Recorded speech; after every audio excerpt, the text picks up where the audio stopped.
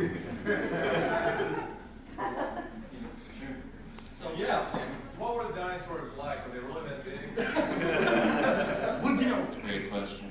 okay, I'm going to defer to Luke Brown. Dinosaurs, I think the majority of them were actually really small, weren't they? Lizards? The vast majority were about the size of a large chicken.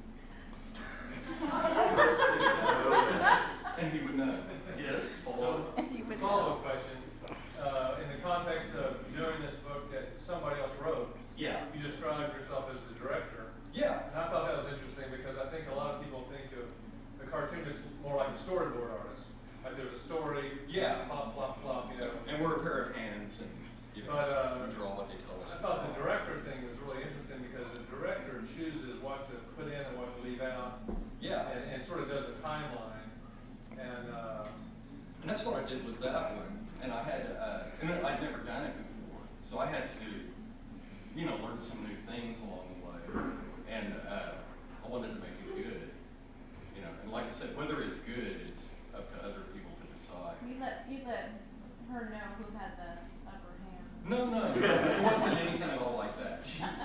She's one of these people that like writes a story like every day or something. I mean, she just, and there are all these whole, you know, stories about psycho lesbians and stuff. You know, and I love the stuff that she writes. And I've never met her in person, actually. There's this weird kind of sort of underground publishing thing in New York City called the Fiction Circus that these guys, these writers have put together. And check it out on the internet if you never have. And in the Fiction Circus, they present short stories by people who probably otherwise would be voiceless. But the quality of the stories is uniformly high. And that's where I first encountered her. I did an illustration for a story that she had written. And then later, we were having an email exchange. And I said, write me a story, I'll make a comic book out of it. And it's like, here, you can have this and that.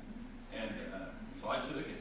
And then when I read it, I thought, yeah, this can make a comic book. You know, it had like just about every comic book cliche element, you know, but I wanted to twist them just a little bit. You know, like there used to be this thing called romance comics. I don't think they make them anymore. And I have no idea who read them, but back in the 1950s and 1960s, it was a whole genre. You know, you'd go to the drugstore or whatever to buy your comic books. There were romance comics that were, apparently they were intended for girls, but they were written by like middle-aged Jewish men, many of who never had relationships with girls in their lives. But they were kind of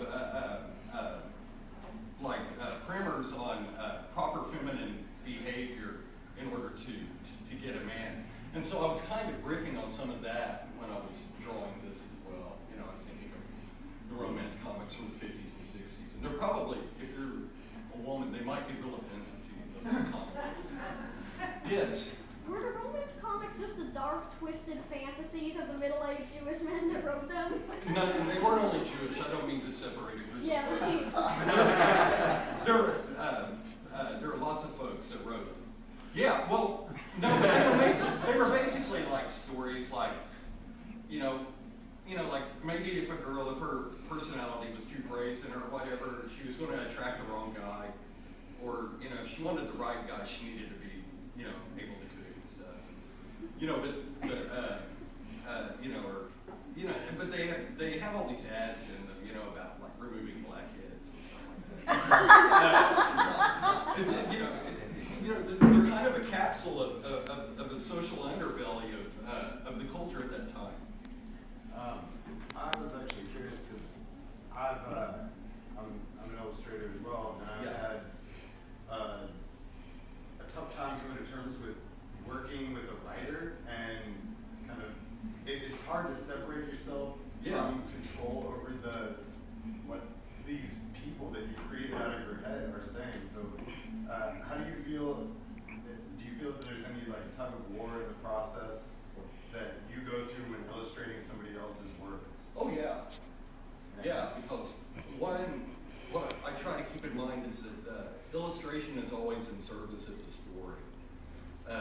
You know, whether it's a prose story in a magazine or whether it's a comic book story. It took me forever to realize that because I always thought that the drawing was what mattered. When I was a kid, it was the drawings that attracted me. But you can have something that's beautifully and competently illustrated, but if the story is substandard, it's still a substandard story with good illustrations.